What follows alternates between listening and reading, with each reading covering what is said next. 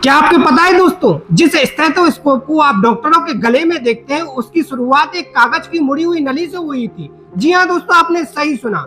सन 1816 में डॉक्टर लायनेक को शर्म और झिझक नहीं आती, शायद ही हम इस आविष्कार को पहचान मिल पाती। कभी मुड़े हुए कागज से शुरू हुआ यह विचार आज दुनिया भर के डॉक्टरों की पहचान बन चुका है। नमस्कार, मैं हूं शिवम सोनी और आप देख रहे हैं सोनी मोटिव ब्लॉग्स।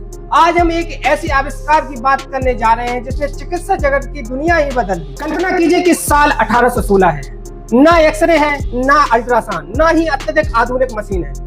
डॉक्टरों को मरीज के अंदर क्या हो रहा है यह जानने की बहुत ही सीमित तरीके थे। जब डॉक्टर को मरीज के फेफड़े और दिल की आवाज सुनना होता था, तब वो अपना कान मरीज की छाती से लगाकर सुना करते थे। सन 1816 में फ्रांस के एक युवा डॉक्टर लायनेक हुआ करते थे।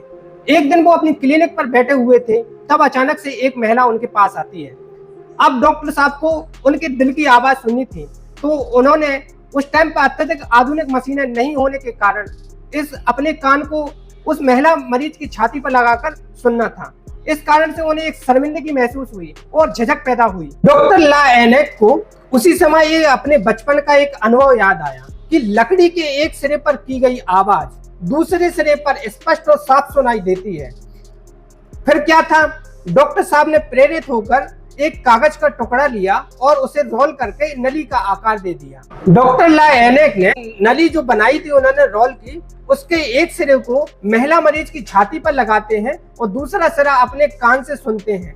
वो यह सुनकर आश्चर्यचकित रह गए, क्योंकि उन्होंने देखा कि दिल की आवाज पहले से साफ और काफी तेज सुनाई दे रही है। बस यहीं से एक नए युग की शुरुआत होती है। डॉक्टर लायनेक यहीं नहीं रुके, उन्होंने कागज की जगह एक लकड़ी की मजबूत नली बनाई। यह दुनिया का पहला स्टेथोस्कोप था। डॉक्टर लायनेक ने अपने अनुभवों का अध्ययन किया।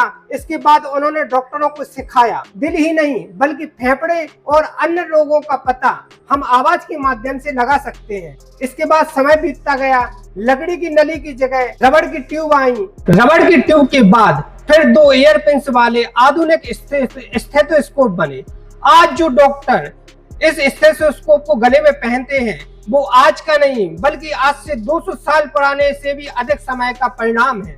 इस पूरी कहानी में खास बात यह है कि इस आविष्कार की शुरुआत किसी बड़ी प्रयोगशाला में नहीं हुई थी, बल्कि एक डॉक्टर की छोटी सी समस्या और एक साधारण सा विचार और कागज की मुड़ी हुई नली से शुरुआत हुई थी। शर्म और झिझक के कारण ही स्टेथोस्कोप की शुरुआत हुई थी। दोस्तों, अगर हमारी वीडियो अच्छी लगी है तो चैनल को सब्सक्राइब कीजिए, लाइक कीजिए, शेयर कीजिए।